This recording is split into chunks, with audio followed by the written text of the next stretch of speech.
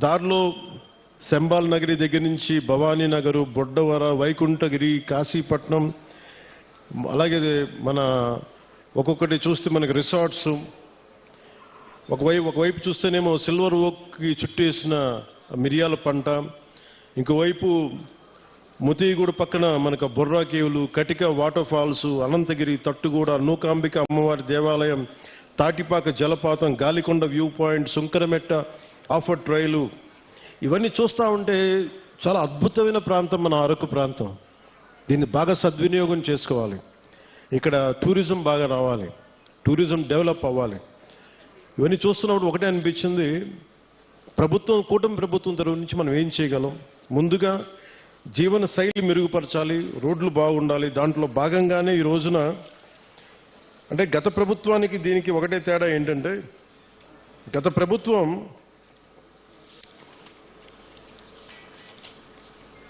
అంటే కూటమి ప్రభుత్వానికి గత ప్రభుత్వానికి తేడా ఏంటంటే, వాళ్ళు దాదాపు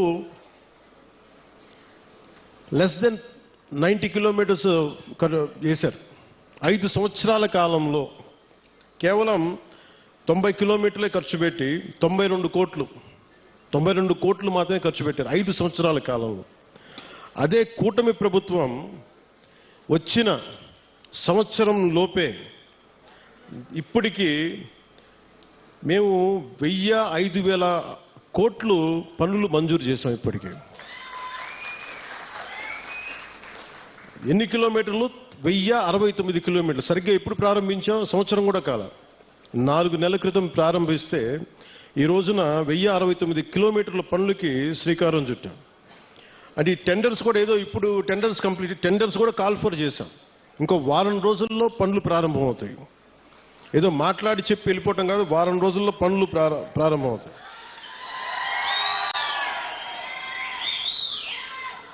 అంటే ఎవరికి ముందుగా ఈ రోడ్లు అంటే, ఎవరికైతే అత్యంత particularly vulnerable group, tribal groups ఉన్నాయో వాళ్ళకి చేరటానికి, వాళ్ళకి చేరువవ్వడానికి, వాళ్ళకి చిన్నపాటి సౌకర్యం కల్పించడానికి మా ప్రయత్నం.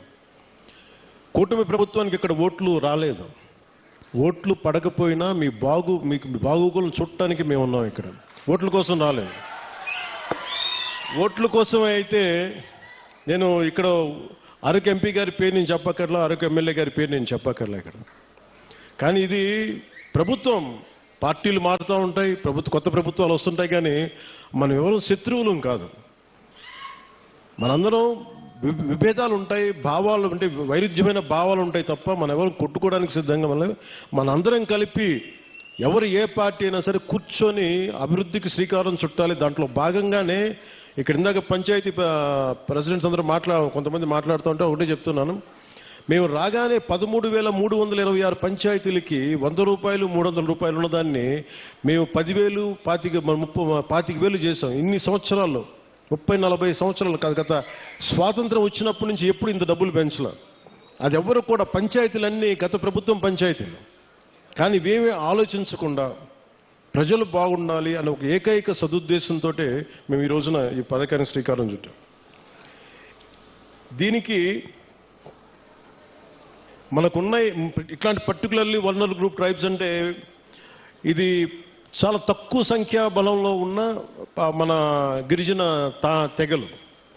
ఇవి మన రాష్ట్రం మొత్తం మీద 1117 782 ఈ పర్టికులర్ వల్నరబుల్ ట్రైబల్ గ్రూప్స్ ఉంటాయి, గ్రామాలు ఉంటే ఇప్పటి వరకు కేవలం 2605 వాటికి గ్రామాలకు మట్టుకే రోడ్లు ఉన్నాయి, దాదాపు కొంచెం కనెక్టివిటీ.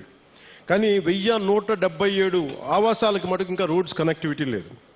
సో వాటిని తీర్చడానికి, ఆ రోడ్లు కనెక్టివిటీని పెంచడానికి అడవి తల్లి బాట కార్యక్రమం కింద ఇప్పుడు మనం చేపట్టబోయే కార్యక్రమం 24-25కి 601 PVTG particularly vulnerable tribal groups ఆవాసాలకి 1069 కిలోమీటర్ల రోడ్లు కనెక్టివిటీని అందించడానికి 1005 కోట్లతోటి పనులు మంజూరు చేశాం. మిగిలిన ఇంకొక 576 ఆవాసాలకి రోడ్లు కనెక్టివిటీ వచ్చే కాలంలోనే, సమీప కాలంలోనే దశల వారీగా మేము అభివృద్ధి చేపడతాం. అలాగే దీంట్లో 1000 కోట్లు ఎలా వచ్చినాయి అంటే, ఒకటి రాష్ట్ర ప్రభుత్వం నుంచి 49 crores 49 కోట్లు గ్రాంట్ అయితే, మనకి ఎన్ఆర్జీఎస్ కింద జాతీయ ఉపాధి హామీ పథకం కింద దాదాపు మనం 400 కోట్ల రూపాయలు మన జాతీయ ఉపాధి హామీ పథకం కింద మనం దీన్ని ఖర్చు పెడుతున్నాం ఈ రోడ్లకి. అలాగే పిఎం జన్మన్ కింద 555.61 కోట్లతోటి 206 రోడ్లకి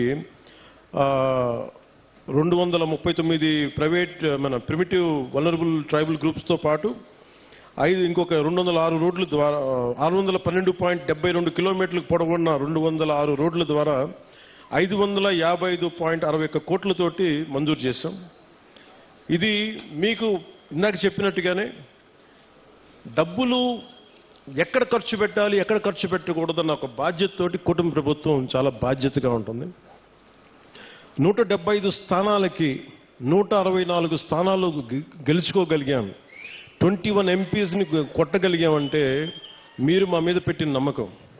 మీ నమ్మకాన్ని మేము అమ్ము చేయకూడదని చెప్పి ఈ రోజున ఓట్లు వెయ్యని అల్లూరు సీతారామరాజు జిల్లాలో ఓట్లు పడని మనకి పార్వతీపురం మన్యం ప్రాంతంలో మేము తిరిగి రోడ్లు ఎందుకు వేస్తున్నామంటే, మాకు తనా మనా భేదం లేదు. మీరు ఓటు బ్యాంకా కాదా అనే కాదు, మీరు మా వాళ్ళ కాదా, మా గుండెల్లో పెట్టుకుంటాం.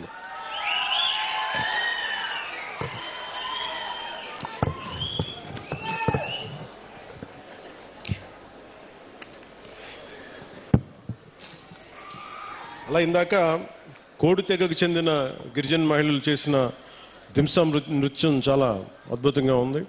వారికి నా ప్రత్యేక ధన్యవాదాలు తెలియజేసుకున్నాను. అలాగే కువి లాంగ్వేజ్లో, కువి భాషలో నేను మాట్లాడాను.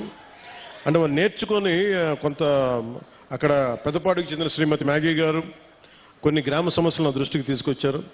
అలాగే ప్రైమరీ స్కూల్లో పెద్దపాడు టీచర్ రంగయ్య గారు ప్రత్యేకించి పిల్లలకి ఎలా పాఠాలు చెప్తారో చెప్పి చాలా అద్భుతంగా చేశారు. అలాగే వర్షాలు పడుతున్న సమయంలో మాకు స్కూల్కి నీళ్లు గారిపోతున్నాయి. వెంటనే అతి సమీపంలోనే అంటే వెంటనే 12 పనులు అడిగారు. 12 పనులని మంజూరు చేశాం. అది కూడా మీ దృష్టికి తీసుకొస్తా ఉన్నాను. 2018లో నేను ఇక్కడ ప్రత్యేకించి